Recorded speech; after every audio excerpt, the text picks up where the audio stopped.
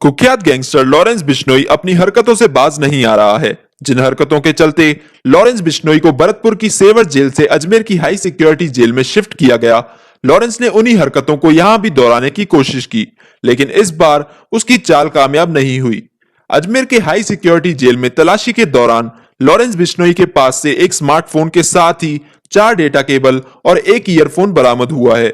खास बात यह है कि लॉरेंस बिश्नोई मोबाइल और इन सभी इलेक्ट्रॉनिक सामान को जेल प्रशासन की आंखों में धूल झोंक कर अंदर ले जाना चाहता था और इसके लिए उसने बड़े पैमाने पर तैयारी भी कर रखी थी, लेकिन जेल अधिकारियों की सतर्कता के चलते उसकी सारी तैयारियां दरी रह गई।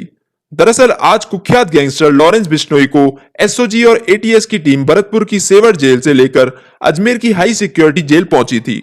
इस दौरान बिश्नोई के साथ एक बैग में उसका सामान भी था। हाई सिक्योरिटी जेल में जब लॉरेंस बिश्नोई की तलाशी ली गई तो उसके पास कुछ भी संदिग्ध नहीं मिला। जेल प्रशासन द्वारा उसके बैग की भी पूरी तरह से तलाशी ली गई, लेकिन उसमें भी कोई संदिग्ध सामान नहीं मिल पाया। लेकिन जेल अधिकारियों को शक तब हुआ जब लॉरेंस बिश्नोई को उसके बैग को लेकर अतिरिक्त सतर्कता बरतते देखा गया। यहीं से जेल अधिकारियों का शक गहरा गया और उसके बाद लॉरेंस बिश्नोई के बैग को अजमेर की सेंट्रल जेल में लाकर बैग स्कैनर मशीन से उसकी तलाशी ली गई। जब जाकर बैग में बनाई गई अलग अलग चोर जेबों में से मोबाइल फोन, 4 डेटा केबल और ईयरफोन बरामद हो पाया। लॉरेंस बिश्नोई ने इन सभी सामानों को कार्बन पेपर में लपेटकर अपने बैग की चोर जेब में रखा था। बताया जाता है कि कार्बन पेपर में लिपटा होने की वजह से ही यह इलेक्ट्रॉनिक सामान हाई सिक्योरिटी जेल के मेटल डिटेक्टर से डिटेक्ट नहीं हो पाया थे। अब इस मामले में जेल प्रशासन द्वारा सिविल लाइंस थाने में लॉरेंस बिश्नोई के खिलाफ मुकदमा दर्ज करवाया जाएगा। साथ ही मोबाइल फोन की कॉल डिटेल के आधार पर पुलिस उससे किए गए संबंधित कॉल की डिटेल को भी खंगोलेगी।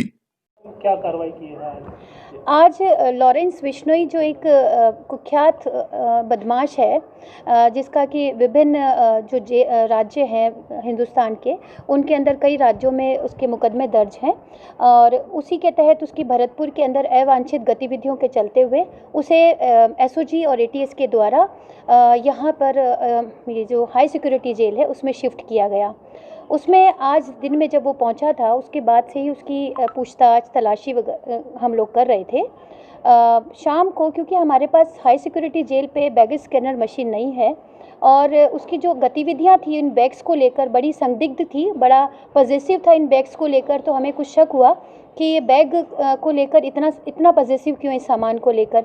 तो सेंट्रल जेल के ऊपर सरकार की तरफ से हमारे को बैगेज स्कैनर मशीन दी हुई है और हमने रिकॉर्डिंग भी की है। उस मशीन पे उस बैग्स को निकाला गया तो कार्बन में लपेटा हुआ एक मोबाइल फ़ोन और 4 डेटा केबल्स और एक ईयरफोन्स हमें मिले हैं और जिनको हम लोगों ने बरामद किया है। और अभी हम लोग इनको बरामद करने के बाद जिला प्रशासन को उच्च अधिकारियों ने सूचित कर दिया है। जिला प्रशासन की टीम आने वाली है और इसके खिलाफ सिविल लाइन थाने में हम लोग मुकदमा दर्ज करवाएंगे। जिस तरह से आप बता रहे हैं कि कार्बन में लपेट के लाया गया, तो क्या स्कैनर मशीन में कार्बन को डिटेक्ट नहीं किया जा सकता है? हाँ, ये हैंड मेटल डिटेक्टर होता है, क्योंकि हमारे पास अभी हाई सिक्योरिटी जेल पे केवल हैंड मेटल डिटेक्टर ही है जिसकी संभवतः उसको नॉलेज होगी।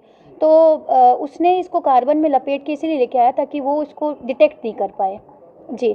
और बेसिकली उसकी जो संदिग्ध गतिविधियां थी आज उसका पर्दाफाश हुआ है, क्योंकि हमेशा हमारा जेल प्रशासन, पुलिस प्रशासन हमेशा हाशिए में खड़ा रहता है। हमेशा इसके लिए हम लोगों को ये कहा जाता है, लेकिन जिस तरह से उसने बैग्स के अंदर जो चोर जेब बना रखी थी, चोर जेब के अंदर उसने फिर मोबाइल को डाल रखा था, तो यदि बैगेज स्कैनर मशीन नहीं होती तो शायद संभवतः हम इसको नहीं प्राप्त कर सकते थे और ये मोबाइल और ये डेटा केबल और ये जो ईयरफोन्स है ये जेल के अंदर पहुंच जाते। जेल प्रशासन क्या इसके खिलाफ कानूनी कार्रवाई करेगा? जी हाँ, बिल्कुल, हम लोग इसके खिलाफ एफआईआर दर्ज करवाएंगे और हमारी जो टीम है जेल प्रशासन की, हाई सिक्योरिटी की टीम, सेंट्रल जेल की टीम है, उस टीम के द्वारा ये बहुत ही अच्छा कार्य किया गया है।